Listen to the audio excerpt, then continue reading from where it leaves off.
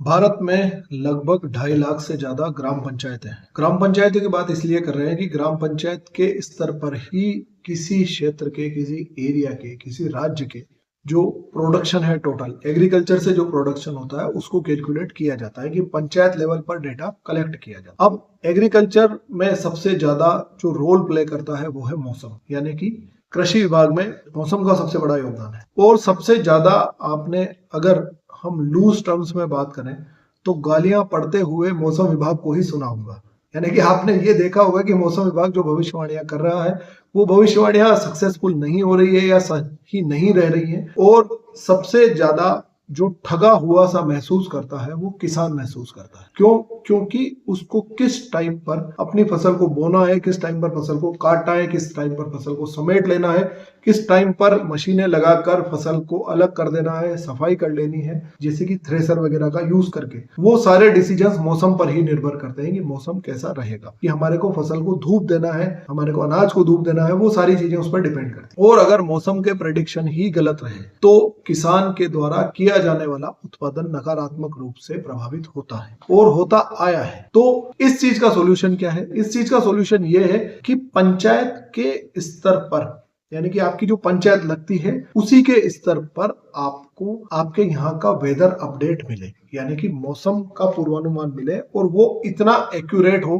कि आपके पंचायत लेवल पर क्या हो। यानी कि इससे पहले क्या होता था? तो पहले ये होता था कि जिला लेवल पर या ब्लॉक लेवल के, ब्लॉक स्तरीय जो मौसम के पूर्वानुमान है वो हमारे को उपलब्ध होते थे। परंतु अब मिनिस्ट्री ऑफ पंचायती राज द्वारा इंडियन मेट्रोलॉजिकल डिपार्टमेंट IMD और ministry of earth and science के साथ मिलकर एक जॉइंट प्रोजेक्ट स्टार्ट किया गया है, जो कि भारतीय कृषि या किसानों की जिंदगी, या हम ऐसा कहें कि एग्रीकल्चर एंड अलाइड सेक्टर से जुड़े हुए लगभग 55% जो पॉपुलेशन भारत की है उसके लिए एक बहुत बड़ा गेम चेंजिंग इवेंट होने वाला है। ये एक बहुत ज्यादा प्रभावी प्रयास है। तो ये पंचायत स्तर पर अब आपको वेदर अपडेट्स प्रोवाइड किए जाएंगे। ठीक है, इसको लागू करने वाला कौन है? पंचायती राज मिनिस्ट्री है।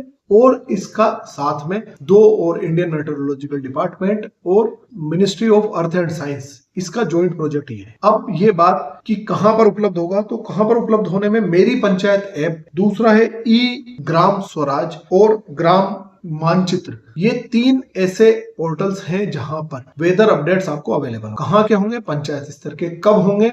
सप्ताह में 5 दिन तक आपको उपलब्ध होंगे और ये अपडेट्स हर घंटे में अपडेट होते रहे, यानी कि हर 1 घंटे में ये वेदर फोरकास्टिंग, मौसम के पूर्वानुमान अपडेट होंगे। ये इतना एक्यूरेट बनाया गया है, इतना ज्यादा एक्यूरेसी के साथ, यानी कि आपको अगर फसल समेटनी भी और आप सोच रहे हैं कि दोपहर तक फसल समेट ली जाए या फिर मैं कल तक का इंतजार कर सकता हूं या कल की दोपहर तक, आज मुझे कोई आवश्यक काम है, तो आपको वेदर फोरकास्ट में ये चीज आपको क्लियरली पता चल जाएगी। आप ये देख सकते हैं कि कल आपके एरिया में क्या होने वाला है। और ये गलत नहीं होगा। गलत क्यों होता था पहले?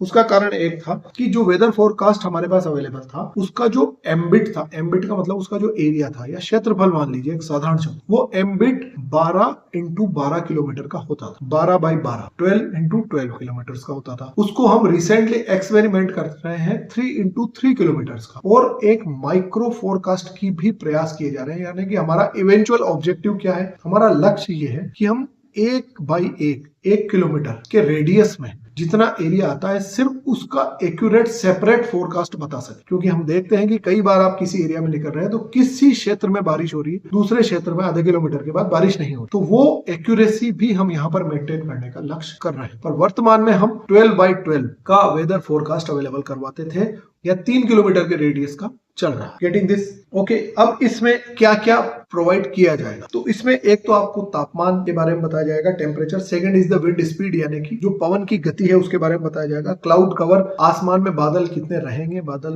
बने रहेंगे, आच्छादित रहेंगे, छठे रहेंगे, वो इसमें बताया जाएगा। रेनफॉल का पैटर्न, यानी कि बारिश कितनी होगी, कितने mm बारिश होने की संभावना है, वो बताया जाएगा। और रिलेटिव ह्यूमिडिटी, यानी कि आर्द्रता कितनी बनी रहेगी, ये चीजें इसमें बताई जाएगी। आई रिपीट अगेन, याद रखना इस चीज को, ये एग्जाम में पूछा जा सकता है। एज इट इज, इससे मैच द फॉलोइंग में क्वेश्चन आ सकते हैं या ऑब्जेक्टिव में आ सकते हैं कि इनमें से कौन सा फैक्टर ग्राम पंचायत लेवल पर जो वेदर फोरकास्ट बताएंगे उसमें नहीं होगा। तो first is temperature, second is wind speed, third is cloud cover, यानी कि बादलों का आच्छादन, रेनफॉल और रिलेटिव ह्यूमिडिटी, ये इसमें प्रोवाइड किए जाएंगे। So this is the whole issue. इसे कौन प्रदान करेगा, कौन प्रदान कर पा रहा था, अभी तक जो कमियां रह रही थी वो क्यों रही थी, और ये किस तरह से किसान के लिए गेम चेंजिंग होगा, ये बात हमने यहाँ पर समझी। Please do like and subscribe the channel. अगर आपको हमारा ये इनिशिएटिव पसंद आ रहा है तो इसको अपने मित्रों के साथ जरूर शेयर करें and boost our energy. Have a very best of luck.